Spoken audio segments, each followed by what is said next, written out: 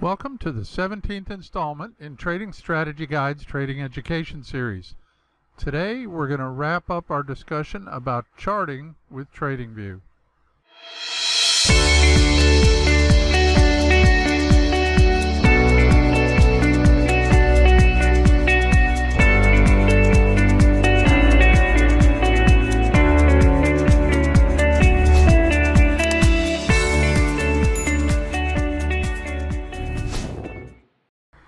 Hi, this is Tim from TradingStrategyGuides.com. Thanks for coming back for this installment of our Trading Education Series. In today's video, we'll wrap up our discussion about charting with TradingView. Just to be sure everyone's up to speed, TradingView is a web-based trading platform with all sorts of cool features. I went into a bit of detail in the last couple of videos, and so I will post a card in the upper right corner so that you can check those out. Again, I want to stress that this video is not sponsored by TradingView, nor am I sponsored by TradingView or anyone else for that matter. And actually these videos are not even monetized on YouTube. So you're getting my unvarnished opinion. Let's kick this thing off. Today I'm going to show you the watch list features in more detail. The watch list functionality in TradingView is an integral part of my personal trading strategy.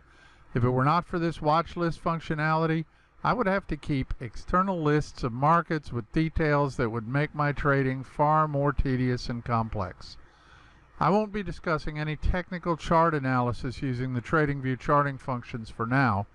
Later on in the Trading Education Series, we'll be talking about technical analysis and finding trade opportunities and so on, and I'll be using TradingView as well as MetaTrader for most of those demonstrations.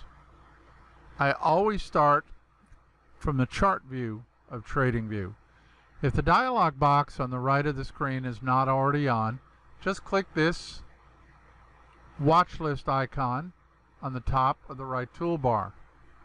For the purposes of this demonstration, this is the generic watch list. I don't use this particular list. I use the one just above it in my list of watch lists, but I wanted you to see what this initially will look like. To add to a watch list, make sure that you have the watch list that you want to add to in the right-hand window, and then you can either enter the symbol that you want to add up here, Chewy for instance. You'll find it in the drop-down list then, and select it, and now it appears in your list. You can also pull the chart up over here on the left the same way, and once the chart is here, if you right-click on this, select Add to Watch List, or hit Alt-W, it will appear in your watch list.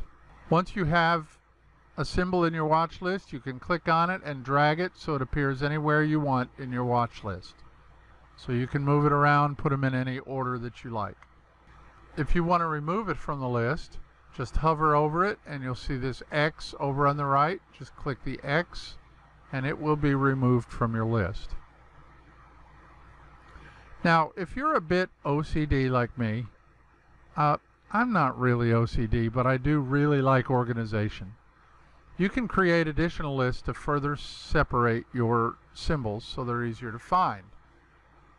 So if you click up here on the watch list title, you'll get a context menu. You can see I've created additional watch lists down here. To create a new one, just click on Create New List. Enter the name here. Let's just say New Watch List, just for fun. Click Save, and now you'll see your new watch list, and your new watch list will appear alphabetically in the list of watch lists at the bottom of this context menu. Now you can add symbols to the list the way I showed you earlier by typing the symbol in here, or by selecting the chart and then clicking Add to Watch List here. If you add a watch list by mistake or you want to remove one, Go back to this context menu right here. Select a different watch list. If you want to remove one, you cannot have it currently highlighted. So let's go back to this original generic watch list here.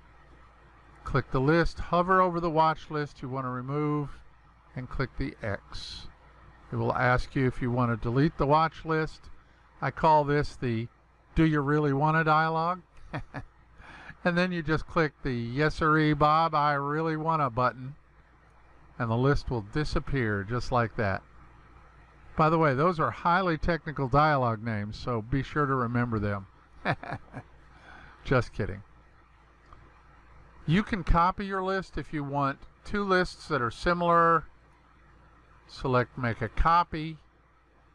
Give a name for your copied watch list, like so. Click Save. You now have your original watch list, your copied watch list right here, and they will be identical. You can change them to your heart's content at that point. You can import a watch list by selecting Import List. It will ask you for the listing that you want to import. You select it, any kind of text file, comma-separated text file. And when you click Open, those symbols will appear in your current watch list. You can export a list to save the list of symbols for later. So let's say, for instance, you want to save this watch list. Click on the context menu, Export List, and you'll see that the list will appear in your download location for later use. If you lose this list somehow, you would like to import that list again, click Import List, find the list that you just exported, and click on it, and it will create a watch list from that exported watch list. So this is a great way to back up important watch lists that you don't want to risk losing. I'm going to delete this now just to keep from getting confusing here. Okay, let's talk about flags for just a minute. This, in my humble opinion, is one of the coolest features of TradingView. If you follow my Trading Picks videos, you know that I put out a couple of trade ideas a week, and then I track them and enter them when they trigger. The colored flags help me keep track of that. Here's how my personal code works. Anything with a red flag is something that I've put forth in a video as a trade idea. They're what I call in the videos active trades. This is a current list of our active trades.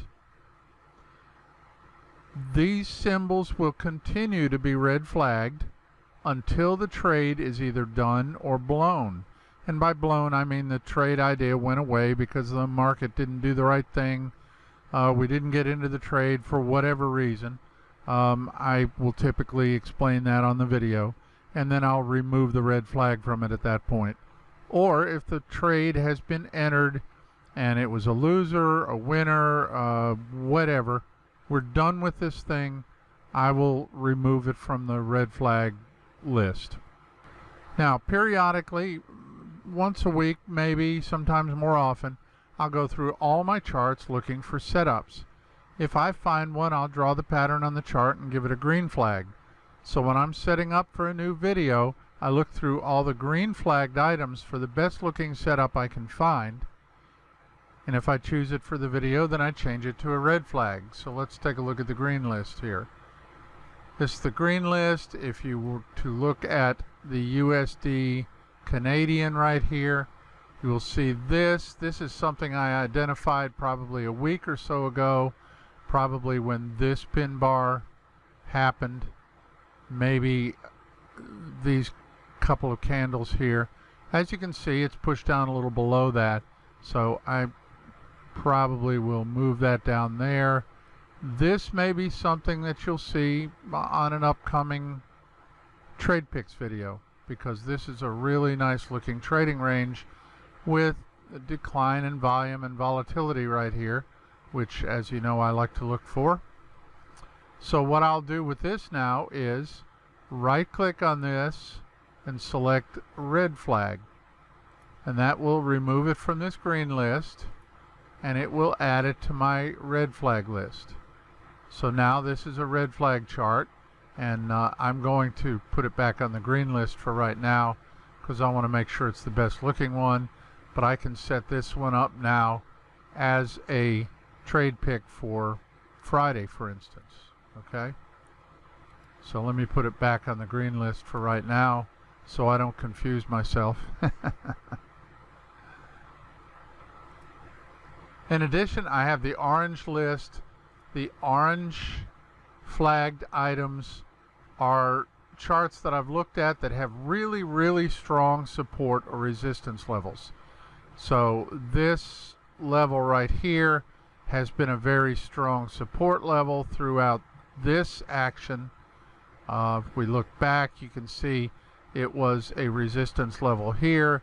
It turned into a support level here, back into a resistance level here. This is a significant level right here at 165.46-ish. These two levels down here are also very strong support levels that have been holding back price. So I flag these with the orange flag so that I can look back at them and I can watch for consolidations that are forming. As an example here, it looks like we're getting a trading range right here on this Euro Australian dollar, with this as the support and this as the resistance level.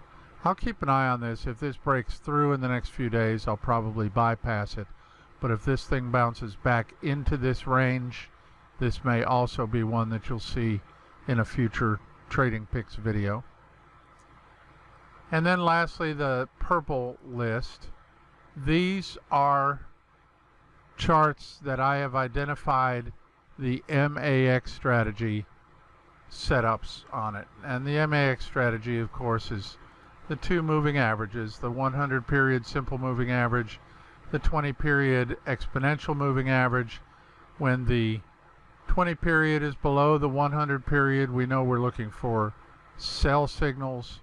And when price moves above the 20 and gets between the 100 and the 20, then now we just watch this thing to push down and close below the 20 for a sell signal.